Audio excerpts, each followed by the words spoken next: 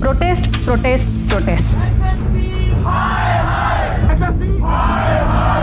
24 अगस्त की सुबह दिल्ली का रामलीला मैदान हजारों आंदोलन करने वाले छात्रों से पटा पड़ा था। हमारे लिए नहीं लड़ाई, ये उन सबके लिए लड़ाई है। ये आगे होने वाला जो फ्यूचर है, जो फ्यूचर में जो भी बच्चे एग्जाम देंगे उन सभी के लिए है। लेकिन रात होते तक ये घुप अंधेरे में वीरान पड़ा मिला। रामलीला खाली हुआ नहीं, खाली किया गया और लात जूतों से मार करके किया गया। इस बार सड़कों पर एसएससी के खिलाफ विरोध करने वालों का गुस्सा फूटा। और हमारे साथ रोके हुए थे इसलिए कि आज पूरा मांग करवाई के जाना है। हमारे साथ हमारे टीचर भी खड़े थे, नहीं कि हमें खाली थे। वो आराम से मैं बात कर रही हूँ, गुस्सा क्यों हो रहे हो? गुस्सा नहीं होंगे तो क्या करेंगे इसमें। इस बीच दिल वालों की दिल्ली पुलिस ने छात्रों, शिक्षकों और पत्रकारों पर अपने अंदाज में प्रेम बरसाया और उन्हें हिरासत में लिया। परमिशन लेके रोड पे आंदोलन होगा ना तो आज से देश आजाद नहीं होता। अंग्रेज कभी परमिशन नहीं देते। सत्ता के खिलाफ अगर आवाज उठानी है ना तो उसके लिए परमिशन की जरूरत नहीं है, उसके लिए जोर से चिल्लाने की जरूरत है। 5 बजे के परमिशन के बाद में 5 बजे के बाद बैठना ये गलत है। घर वाले गुस्सा भी कर रहे हैं कि लड़की हो के ये सब हमने काम बहुत कुछ करना सुना है। हो जाएगा, अपने आप नहीं होना। जिस रेस पे तुम दौड़ रहे हो, लाखों बच्चे कर रहे हैं, क्या पता ना हो, क्यों कर रहे हो। अब सवाल ये है कि आखिर ये हल्ला क्यों मचा? एसएससी के खिलाफ लोग क्यों नाराज हैं? उनकी मांग क्या है? प्रदर्शन करने वालों को पुलिस ने क्यों खदेड़ा? और ये पूरा विरोध प्रदर्शन टीचर्स के बीच में राजनीति सेकने का विषय कैसे बन गया? सरकार भी इस बात को जानती है कि जिस दिन भारत में किसी भी जगह पर इतना बड़ी संख्या में युवा अगर इकट्ठा हो गया तो सिस्टम हिल जाएगा तो हिल जाएगा। आइए इस पूरे केस की क्रोनोलॉजी और जिस्ट हम आपको समझाते हैं।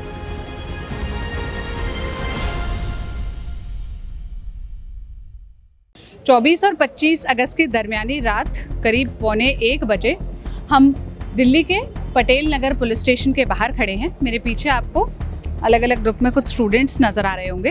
अब से कुछ देर पहले तक ये लोग रामलीला मैदान में जुटे हुए थे एसएससी के खिलाफ प्रोटेस्ट करने के लिए। फिर देर शाम वहाँ पर पुलिस पहुंची। पुलिस ने कहा कि आपको शाम को यहाँ पर प्रोटेस्ट करने की परमिशन नहीं है। फिर लाठीचार्ज करके उनको डिस्पर्स किया गया। कुछ पत्रकारों को जो वहाँ पर मौजूद थे, इस पूरे घटनाक्रम को कवर करने की कोशिश कर रहे थे, उन्हें भी हिरासत में लिया गया। इस प्रोटेस्ट को ऑर्गेनाइज करने वाले कुछ टीचर्स को भी हिरासत में लेकर अभी अंदर रखा गया है। तो उन्हीं के ही छूटने के इंतजार में यहाँ पे स्टूडेंट्स जुटे हैं। आप लोग भी इसलिए रुके हुए हैं? हाँ, इसी बात का इंतजार कर रहे हैं। क्या नाम है आपका? रंजय कुमार। अच्छा, आप सुबह गए थे वहाँ प्रोटेस्ट में? 9 बजे से खड़े हैं। हम बिहार से आए हुए हैं। नालंदा राजगीर तो जानते ही होंगे। नालंदा विश्वविद्यालय कौन नहीं जानता? आजकल कोई हिस्ट्री जो पढ़ता होगा नालंदा विश्वविद्यालय को जानता होगा। जानते हैं। हाँ। आराम से अपनी बात रखो, चिल्लाने क्यों लग रहा है? बताइए, सुन बताइए। रहे हैं, आराम से हाँ पूछिए। बताइए। हाँ। क्यों आए थे वहाँ से? क्या वजह है? क्या मांग हम है एसएससी आपकी? को मांग जो हमारा जैसे एडिक्यूटी को हटाना था और बाकी जो पेपर लीक हो रहे उसको सोल्व करवाना था। वो हमारे टीचर ने हमें बुलाया था और करके। कौन टीचर? कौन से टीचर? हम आदित्य रंजन सर से पढ़ते हैं ऑनलाइन। अच्छा, तो उन्होंने क्या बोला था? हमें ऐसे करके वीडियो बनाए थे, बताए थे कि यहाँ पे आना है और हमें ऐसे तो सुने 31 जुलाई को खुद हुआ था ऐसे। हाँ। 31 जुलाई को हम नहीं आए थे। हाँ। हम आज आए। हाँ। उसके बाद जब 5 बजे तो प्रशासन ने हमें बोला चले जाओ। अब कहाँ चले जाते? आराम से कहाँ आप चले यहाँ जाते? आए? हाँ। क्या मांग लेकर आए? क्या मांग थी आपकी? एडिक्यूटी को तो हटाना था। क्यों? एडुकेटी जो एसएससी का एग्जाम कंडक्ट करवा रही है, जिसको टेंडर मिला है, आप चाहते हैं कि उनको हटाया जाए? हाँ। ठीक है। और अभी 12th फेज का जो पेपर हुआ था वो भी गलत आया हुआ था, गलत तरीके से। 13 का पेपर हाँ हुआ जो था, भी है। 12 का नहीं? नहीं, हमने नहीं दिया था वो पेपर। नहीं दिया था। आप कौन से पेपर की तैयारी हम कर रहे सीजीएल का दे रहे हैं अभी। हैं? अच्छा, जो जी। अभी होने वाला है। जी होने वाला तो है। आप चाहते हैं कि वो पेपर एडुकेटी ना ना कंडक्ट? करवाए और अच्छी, अगर करवावे भी तो टीसीएस करावे और अच्छी तरह से। अगर टीसीएस भी इसके पहले कुछ क्वेश्चन गलत किया है। एसएससी ऐसे वेंडर को दो जो अच्छी तरह से पेपर करवावे। ऐसा नहीं कि फिर आज एडुकेटी को दिया ऐसे हटा के किसी और को दे दे। ये नहीं मेरी सरकार से मांग है। आज प्रशासन का भी गलती था। कहीं क्या कि 5 बजे के बाद हम लोग को बोल रहा था चले जाओ, लेकिन ये पता नहीं कि बिहार से यूपी से भी बच्चे आए, वो कहाँ रहते। तो ये आप लोग को आदित्य रंजन जी ने नहीं बताया था, जिन्होंने बुलाया था कि 5 बजे तक का यहाँ प्रोटेस्ट करने का परमिशन है? इनका कहना था कि आज 5 बजे तक था तो आज मांग तो मेरी पूरी हो जानी चाहिए था अगर प्रशासन था पूरा तो। 2 दिन का प्रोटेस्ट था ना? हाँ। 24 और 25 का? हाँ नहीं, ये हमें सर नहीं बताए थे। नहीं बताया? नहीं। अच्छा। सब कुछ मैम सुबह से जो प्रोटेस्ट चल रही थी, पीसफुली प्रोटेस्ट चल रही थी, तो शाम को क्या होता है कि जो सर ने ये बताया था वहाँ पे टेंट की सुविधा रहेगी बच्चों के लिए कि बच्चों को प्रॉब्लम ना हो, क्योंकि कल बारिश भी हुई थी तो सर आदित्य सर ने टेंट वगैरह सब कुछ लगवाया था, अरेंज करवाया था। हम भी आदित्य रंजन ने। जी मैम, और फिर मैम हमारे लिए जनरेटर वगैरह सब कुछ था। तो आज शाम को क्या होता है कि जैसे ही शाम सूरज ढलता है तो मैम सबसे पहले वहाँ से जनरेटर जो होती है वो गायब हो जाती है, वो पुलिस वाले आते हैं लेके चले जाते हैं।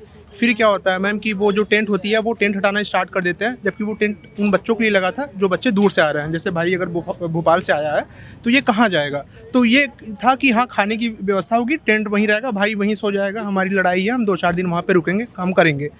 टेंट वहाँ से गायब हो जाती है। फिर तब उसके बाद भी मैम सब कुछ पीसफुली चल रहा था। फिर क्या होता है मैम कि कुछ लोग आते हैं सिविल ड्रेस में, वीडियो में वो आपको दिख जाएगी मैम, वो आते हैं, आप भीड़ में जाते हैं और मैम लड़ाई, मतलब सब कुछ पीसफुली चल रहा है और वो लड़ाई करना स्टार्ट कर देते हैं। आई मीन कि वो बच्चों को मारना स्टार्ट कर देते हैं। जब मैम दोपहर के टाइम में सबसे ज़्यादा भीड़ थी, उस समय लगभग मान के चलते हैं 20,000 के आसपास बच्चे थे। उस समय मैम एक भी लड़ाई नहीं हुई, किसी से कोई बदतमीजी नहीं हुई। शाम को ऐसा क्या हो जाता है कि कुछ लोग आते हैं और वो सब लगते हैं मैम लड़ाई करवाने। मतलब क्या होता है कि सिविल ड्रेस में आए, खुद लड़ाई करने लगे और ऐसा बता दिया जाता है कि ये आपस में भगदड़ कर रहे हैं। फिर उस पर पुलिस आती है, कुछ लोगों को डिटेन करके लेके चली जाती है। अब मैम एक चीज़ बताना चाहता हूँ कि आदित्य सर की डिटेन कैसी क्या है। आप लोगों को इस बारे में जानकारी थी कि प्रोटेस्ट की परमिशन शाम के 5 बजे तक के लिए दी गई है? जानकारी थी मैम, जानकारी मैं आपको थी। बताना चाह रहा हूँ, जानकारी थी। हमारा यही था कि 5 बजे तक प्रोटेस्ट करेंगे, जो टेंट लगा है वहीं सो जाएंगे। और मेरा सवाल मैम एक है सिर्फ प्रशासन के साथ कि जब कांवड़ यात्राएं निकलती हैं और जगराते होते हैं, रातों को रोड जाम होते हैं, पूरे रोड जाम होते हैं, यहाँ पे स्टूडेंट सिर्फ उस पार्क के अंदर बैठे हुए थे कि हम 5 बजे तक प्रोटेस्ट करेंगे, उसके बाद यहीं सो जाएंगे, सुबह उठेंगे दोबारा प्रोटेस्ट शुरू कर देंगे। तो वहाँ से क्यों भगाया गया? वो तो कुछ उधर से ना जान माल को भी नुकसान हो रहा था, ना कोई प्रॉपर्टी को नुकसान हो रहा था, कुछ भी नुकसान नहीं हो रहा था वहाँ से, फिर भी क्यों भगाया गया वहाँ से स्टूडेंटों को? वहीं पर सो जाते और वहीं पर दोबारा उठकर सुबह अपना प्रोटेस्ट शुरू कर देते। ये भी हमने बोली थी, प्रशासन से बोली थी, पुलिस वालों से बोली थी कि हम यहीं सो जाएंगे, हम कोई हल्ला नहीं मचाएंगे, किसी चीज़ को कोई नुकसान नहीं पहुँचाएंगे। लेकिन फिर भी उन्होंने हमको वहाँ से भगाया। उनको पता नहीं क्या प्रोटेस्ट हमारा ख़राब करना था, रोकना था, क्योंकि बहुत प्रोटेस्ट होते हैं मैम, नेता लोग करते हैं, सब लोग बैठते हैं वहाँ पर, उनको नहीं भगाया जाता। पता नहीं स्टूडेंटों को, यहाँ तक कि वहाँ के DCP आए, सब ACP आए, वो लोग धमकी दे रहे थे कि तुम्हारे पर FIR हो जाएगी। उनको पता है स्टूडेंट है, बच्चे डरेंगे FIR के नाम से और भागेंगे। इस तरीके से वहाँ से बच्चों को हटाने की कोशिश करी गई। और हमारे साथ रोके हुए थे इसलिए कि आज पूरा मांग करवाई के जाना है। हमारे साथ हमारे टीचर भी खड़े थे, नहीं कि हमें खाली थे। वो आराम से मैं बात कर रही हूँ, गुस्सा क्यों हो रहे हो? गुस्सा नहीं होंगे तो क्या करेंगे इसमें? अरे तो मैं तो बात कर रही हूँ, मुझ पे क्यों गुस्सा? आप पे गुस्सा नहीं कर रहे हैं, आप पे गुस्सा नहीं कर रहे हैं, ये संस्था पे कर रहे हैं। मेरा नाम आकाश है मैम, मैं भोपाल से आया हूँ 800 किलोमीटर दूर से। तो मैं आपको पूरा मामला समझाता हूँ। मामला ऐसा है कि हमारा जो पहले वेंडर था TCS था, है ना, अभी एडिक्यूटिव हुआ। मैं पिछले 22, 23, 24 में 3 कंटिन्यू मेंस दिए ना। मेरे पिछली बार भी कौन से वाले एग्जाम के? CGL के एग्जाम के ना, CGL के। मेरे पिछली बार 180 नॉर्मलाइज मार्क्स था। अभी मैं यदि मॉक देता हूँ तो मेरे 110-15 नंबर आते हैं। उसका कारण बहुत सारे कारण हैं। जैसे पहला कि एडुकेटिव जो वेंडर आया उसने सबसे बड़ी दिक्कत ये करी कि आउट ऑफ सिलेबस क्वेश्चन डालना, है ना। मतलब जैसे मैं पिछली बार JSO का पढ़ रहा था, JSO के क्वेश्चन उसने मीन मीडियन मॉड जो हमारे टॉपिक्स होते हैं जो समझते हैं इसमें, उसके स्क्वीनेस के क्वेश्चन इसमें डाल दिए। मतलब पहला तो out of the box question डालना पहला। दूसरी चीज़ ये हुई कि जहाँ अपन एग्ज़ाम सेंटर पे जाते हैं तो उसमें जो रफ सीट मिली, है ना, उसमें जो पेन केस हुआ, मेरे साथ पर्सनली ये इशू था कि मैंने ग्रेजुएशन लेवल के एग्ज़ाम दिया, 10th, 12th और ग्रेजुएशन लेवल का ना। पिछली बार की मेरी कट ऑफ भी क्लियर है, मेरा DB बाकी हुई है, मतलब उसका रिमेनिंग है। तो 10th और 12th में मुझे कोई इशू नहीं आया। लेकिन जब मैंने ग्रेजुएशन का पेपर दिया तो मेरे साथ लास्ट के 10 मिनट में सर्वर इशू होगा। मतलब मेरा माउस काम नहीं कर रहा था, है ना।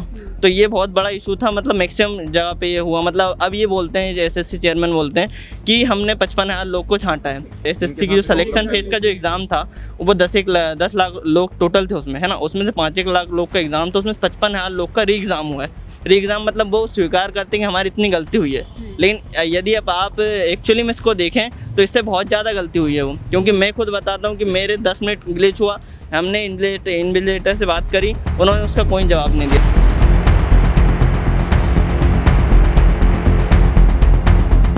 आप लोग सब रामलीला मैदान में थे? हाँ जी, यस मैम। क्यों पहुंची थी, क्या मकसद था आप लोगों का? मैम यही है कि SSC में कुछ सुधार चाहिए। घर वाले गुस्सा भी कर रहे हैं कि लड़की हो के ये सब हमने काम बहुत कुछ करना सुना है। हो जाएगा अपने आप, नहीं होना। जिस रेस पे तुम दौड़ रहे हो, लाखों बच्चे कर रहे हैं, क्या पता ना हो, क्यों कर रहे हो? अब Parents घर ये वाले भी कह रहे का हैं। काम है बोलना, क्योंकि काफी सारे ऐसे केसेस देख रहे हैं लड़कियों के साथ, बच्चों और के हाँ, साथ, तो वो हमें लेके ज्यादा पॉजिटिव है। और यहाँ पे मैं जब तक नहीं जाऊँगी जब तक आदित्य रंजन सर को बाहर नहीं निकाला जाता है। टीचर्स हमारे लिए खड़े हैं तो हम टीचर्स के लिए नहीं आ सकते? बिल्कुल आ सकते हैं। जब टीचर्स हमारे लिए यहाँ तक आ गए हैं, पूरी रात टीचर्स आप देखिए यहाँ पे अभी हमारे सभी टीचर्स हैं, सारी टीचर्स नहीं। हाँ ये कुछ भी कहना टीचर्स जा चाहूंगी चुके कि कुछ टीचर्स ही हैं, कुछ ही टीचर्स हैं जो हैं, बाकी सारी टीचर्स जा चुके हैं।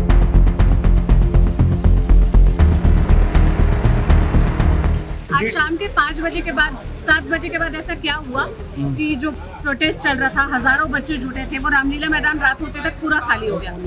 रामलीला खाली हुआ नहीं, खाली किया गया और लात जूतों से मार करके किया गया। पुलिस के भेष में सिविल वाले पहन करके आए थे, सिविल वर्दी पहन करके, जो पुलिस होते हैं, पैंट उनकी वही थी जो पुलिस की होती है, शर्ट उन्होंने यहाँ पर वाइट पहन रखे थे और आकर के लड़कियों को लड़कों को मारना शुरू कर दिया ताकि वो ये दिखा दे कि इनके आपस का दंगा फंसा है। तो ये पूरी तरीके से इसको खत्म करने की प्लानिंग थी, जहाँ पर मेरा पूरा शर्ट भी फट गया, सब लोगों को चोटें भी आई, लड़कियों को भी काफ़ी ज़्यादा चोट आया। ये तरीका था कि बस इसको ख़त्म करो। और सरकार भी इस बात को जानती है कि जिस दिन भारत में किसी भी जगह पर इतना बड़ी संख्या में युवा अगर इकट्ठा हो गया तो सिस्टम हिल जाएगा तो हिल जाएगा। लेकिन सवाल ये पूछा जा रहा है कि जब आपको प्रोटेस्ट करने की परमिशन शाम के 5 बजे तक की थी, आप प्रोटेस्ट ऑर्गेनाइज करवा रहे थे, तो आपने क्यों मेक श्योर नहीं किया कि 5 बजे के बाद वहाँ पर कोई जुटान ना हो, जो स्टूडेंट्स जिनको आपने अपील की कि वो यहाँ तक आए उनके लिए कोई व्यवस्था हो? आप ये बात एक तरफा कैसे कह सकते हैं कि हम प्रोटेस्ट कर रहे थे और सरकार हमारा प्रोटेस्ट खत्म करवा? जैसे अगर मान लीजिए 5 बजे तक आपका परमिशन है, 3 बजे से ही ये सारी बातें अंदर से आनी शुरू हो गई थी कि दिल्ली पुलिस ने जो सोचा था बच्चों का, वो सिर्फ ये सोचा था कि दिल्ली के ही बच्चे होंगे। उनको ये नहीं पता था कि बाहर के राज्य के बच्चे होंगे। तो बाहर के राज्य के बच्चे भी काफ़ी भारी संख्या में आते हैं। होम मिनिस्ट्री में लगभग 3-4 बजे से ही फ़ोन आना शुरू हो जाता है इनके पास में कि किसी भी तरीके से कल के कर इनका ख़त्म करो। 5 बजे के बाद ये निकल जाएंगे, 5 बजे बाद ये अपने घर चले जाएंगे, रात में सब घर पे सो रहे होंगे कि सुबह उठ के आना है, और सुबह ऐसा कर देंगे कि बैरकिंग टाइट कर देंगे, एंट्री नहीं देंगे। और ये काम ये 3 बजे से करना शुरू कर देते हैं। जो लोग पानी पीने के लिए बाहर निकलते हैं तो बैरक लगा देते हैं, वो अंदर नहीं आ सकते, और ऐसा ये होना शुरू हो जाता है। तो वो बहुत स्ट्रॉन्ग माइंड से जाता है बच्चों में। ये क्या हो जाता है कि अगर हम लोग उठ गए तो कल तो कर नहीं पाएंगे, तो इसलिए उठना ही नहीं है। मानता हूँ कि ये गलत है, 5 बजे के परमिशन के बाद में 5 बजे के बाद बैठना ये गलत है, लेकिन आप अगर प्रोटेस्ट करते हैं, धरना देते, तो आप हर चीज़ सही नाप करके नहीं कर सकते। गलत तो ये भी है जो एडीक्यूटी कर रही है, गलत वो भी है जो एसएससी कर रही है। इतने सवाल अगर कर रहे हैं तो आप चेयरमैन से साहब जा करके पूछो कि यहाँ पर कितनी गलतियाँ उसने की। आम दर्शक ये वीडियो देख रहे हैं, उनके मन में ये सवाल है कि आखिर ऐसा क्या हो रहा है, क्यों आए दिन एसएससी के खिलाफ प्रोटेस्ट हो रहे हैं? अभी 31 जुलाई को हुआ था, अभी उस बात को महीना भर नहीं हुआ है कि फिर प्रोटेस्ट के लिए लोग सड़कों पर आ गए। हर 10 दिन बाद डिमांड क्या है? आज का जो 2 दिन का प्रोटेस्ट रामलीला मैदान में हुआ, इसकी मेन डिमांड्स क्या थी? हमारे 3 डिमांड्स थे। एसएससी पॉइंट ऑफ व्यू से भी बताते हैं और बाकी परीक्षाओं के पॉइंट ऑफ व्यू से बताते हैं।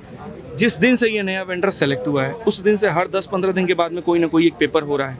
तो लोगों को लगता है 10-10 दिन में कोई उपटता कहला है, क्योंकि 10-10 दिन में पेपर होता है और हर पेपर में नई नई तरह की परेशानी आती है। जैसे फेज 13 में जब पेपर हुआ तो 500 किलोमीटर दूर सेंटर भेजे गए। अंडमान निकोबार में सेंटर भेजा गया।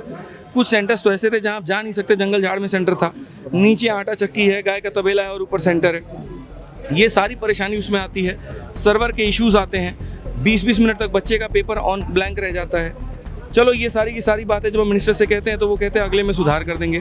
स्टेनो में फिर से 500 किलोमीटर दूर सेंटर आता है। 79% लोगों को ही उनके 3 प्रेफरेंस वाले स्लॉट मिल पाते हैं, 21% लोगों को नहीं मिलता है, और एवरेज दूरी जो रहती है वो 280 किलोमीटर की होती है।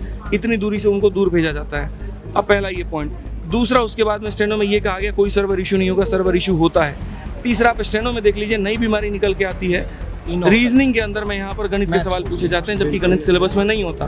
तो क्यों बच्चा परेशान नहीं होगा? क्यों हर 10 दिन बाद वो सवाल नहीं करेगा सिस्टम से? एक आखिरी सवाल, आरोप ये लग रहे हैं कि जो अलग अलग प्रोटेस्ट ऑर्गेनाइज किए जा रहे हैं, चाहे वो 31 जुलाई को हो या 24 अगस्त को हो रहा हो, ये टीचर्स के बीच में आपसी रंजिश का भी मामला है कि पिछले प्रोटेस्ट में किसी और टीचर को फुटेज मिल गया, इस वाले प्रोटेस्ट से कोई और टीचर अटेंशन लेना चाह रहे हैं, और ये टीचर्स बच्चों को टूल की तरह इस्तेमाल कर रहे हैं। जो उनका बेस है, जिनको वो पढ़ाते हैं, जिनके ऊपर उनका इन्फ्लुएंस है, उनको बोल रहे हैं कि यहाँ दिल्ली आइए, अलग अलग राज्यों से आइए, और उनके लिए वो प्रॉपर व्यवस्था तक नहीं कर रहे हैं।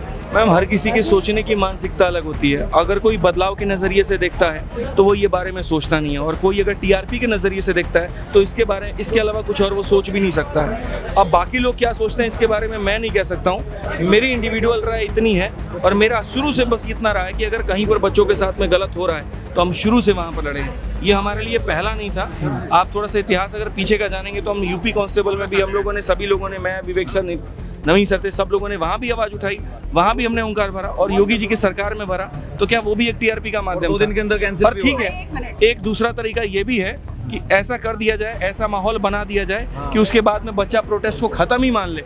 उसके बाद में मैं आपको बताता हूँ, सीधा सीधा जवाब मैं आपको देता हूँ। कुछ लोगों की ये मानसिकता बन गई है कि लांछन लगा करके किसी भी तरीके से ये साबित कर देना कि बच्चों प्रोटेस्ट में मत आना, FIR हो जाएगा, प्रोटेस्ट में मत आना, ये टीचर तुम्हें पिटवा देंगे। अब इस पूरे घटनाक्रम की जरा क्रोनोलॉजी को समझ लेते हैं। SSC के खिलाफ आए दिन प्रोटेस्ट हो रहे हैं। पिछले महीने SSC ने 2 एग्जाम कंडक्ट कराए थे, फेज 13 सिलेक्शन पोस्ट का और स्टेनो का। दोनों ही एग्जाम में गड़बड़ियों की बात सामने आई, आरोप लगे कि एग्जाम सेंटर्स बहुत दूर दिए गए। जब बच्चे एग्जाम देने पहुंचे तो वहां पर कभी माउस काम नहीं कर रहा था, कभी सर्वर की दिक्कत आ रही थी। और ये सब इसलिए हुआ क्योंकि SSC ने ये एग्जाम कंडक्ट करवाने का ठेका एक ऐसी कंपनी को दे रखा है जो पहले ही गड़बड़ियों के दायरे में रही है, जिस पर पहले भी आरोप लगते रहे हैं। उस कंपनी का नाम है एडुक्विटी।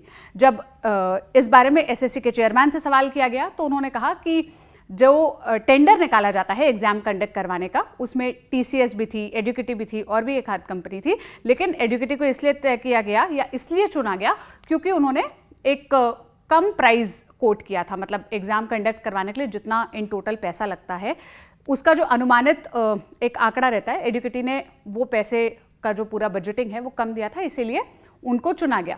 बाकी जो गड़बड़ियाँ हुई हैं उस पर SSC ध्यान दे रहा है।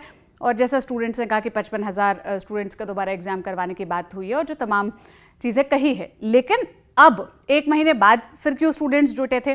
तो इसके जवाब में स्टूडेंट्स का और टीचर्स का कहना था कि आने वाले दिनों में SSC फिर CGL का एग्जाम कंडक्ट करवाएगा, जो देश के बहुत सारे स्टूडेंट्स देंगे, मतलब वो उसका पार्ट होंगे। CGL के एग्ज़ाम को आप ऐसे समझिए कि मिनिस्ट्री में जो बाबू होते हैं, जो काम करने वाले लोग होते हैं, वो इसी एग्ज़ाम को क्लियर करके उस पद तक पहुंचते हैं। तो अगर एग्ज़ाम की प्रक्रिया ही फेयर नहीं होगी तो फिर उन पदों तक जो डिजर्विंग कैंडिडेट्स हैं वो कैसे पहुंचेंगे, यही सवाल है। और इसीलिए मतलब ये एग्ज़ाम प्रक्रिया सही हो, इसी उम्मीद के साथ, इसी आशा के साथ लोग प्रोटेस्ट करने के लिए दिल्ली पहुंचे थे। अब इस प्रोटेस्ट में पिछले 24 घंटों में क्या हुआ, इसका क्रक्स हमने आपको बताया। हालांकि दिल्ली पुलिस ने जिस तरह का रवैया अपनाया वो भी सवाल के घेरे में है, क्योंकि जो पत्रकार वहां पर कवर करने के लिए पहुंचे थे, उन पत्रकारों से माइक छीना गया, उनको कवरेज से रोका गया, उनसे उनके पहचान पत्र मांगे गए और इस आधार पर कहा गया कि कोई सवालों के घेरे में है, किसी पर डाउट है, और पत्रकारों को भी इस आधार पर सेग्रीगेट किया गया। स्टूडेंट्स को भी उन्होंने हिरासत में लिया और रामलीला मैदान खाली करवा दिया गया। देर रात जब टीचर्स को छोड़ा गया तो उन्होंने अपना पक्ष सामने रखा। अब 24 घंटे बाद स्थिति ये है कि इस प्रोटेस्ट को जो टीचर्स ने ऑर्गेनाइज किया था, ये जो एक साथ मंच पर नजर आए थे, अब वो ही आपस में लड़ रहे हैं। एक टीचर का आरोप है कि आदित्य रंजन जो मेन ऑर्गेनाइजर थे, उन्होंने जानबूझकर प्रोटेस्ट को रात 8 बजे तक कंटिन्यू किया। वो वहाँ 8 बजे तक थे, जबकि परमिशन केवल 5 बजे तक की थी। तो वो इस इंसिडेंट के जरिए खुद डिटेन होना चाहते थे, खुद लाइमलाइट में आना चाहते थे। आदित्य रंजन का कहना है कि दिल्ली पुलिस इस बात के लिए तैयार नहीं थी कि स्टूडेंट्स दिल्ली के बाहर से भी आएंगे, वो 5 बजे नहीं जा सकते। वो वहाँ पर प्रोटेस्ट नहीं करते, शांतिपूर्ण तरीके से बैठे रहते, वहीं सोते और अगले दिन अपने प्रोटेस्ट को कंटिन्यू करते। इसमें दिल्ली पुलिस को क्या समस्या थी? और प्रोटेस्ट इस तरह से ही होते हैं, हर तरह के नियम कायदे कानून नहीं माने जाते।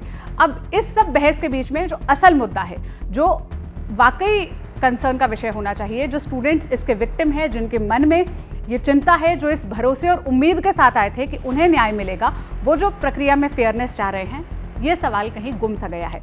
अब आने वाले दिनों में इन टीचर्स का कहना है कि ये जंतर मंतर पर प्रोटेस्ट करने की परमिशन लेंगे। इन प्रोटेस्ट का क्या हासिल होता है, इससे स्टूडेंट्स का कितना भला होता है, ये सवाल बना रहेगा। जो भी अपडेट्स होंगे हम आप तक पहुंचाते रहेंगे। आप इस मामले पर क्या राय रखते हैं, हमें कमेंट में बताइएगा। मैं सोनल हूं, आप जस्ट के साथ जुड़े रहिए। शुक्रिया।